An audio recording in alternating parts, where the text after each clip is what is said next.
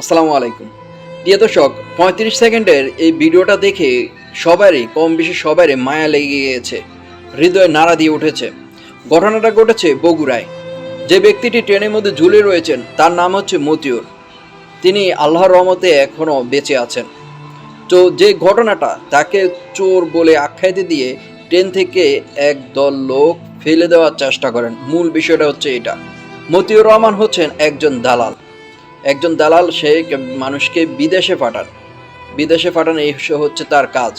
তো তার নওগাঁ তার বাড়ি, সেখানকার এক ব্যক্তিকে সৌদি আরবে পাঠান 4 লাখ টাকা, 4.5 লাখ টাকার বিনিময়।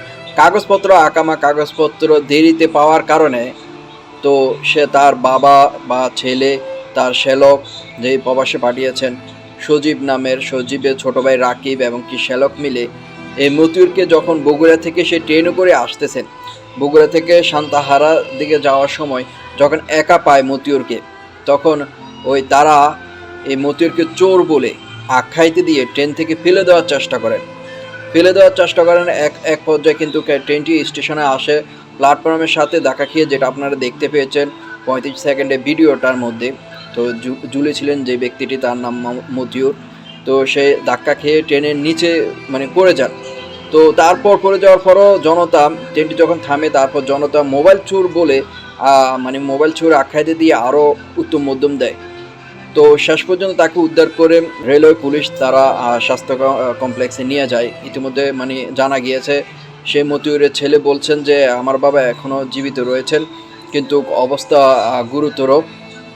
তো মূল বিষয়টা হচ্ছে, সে একজন দালাল, বিদেশে পাঠান মানুষকে টাকার বিনিময়ে আর কি, 4 লাখ 5 লাখ এইরকম এজেন্সিদের মাধ্যমে।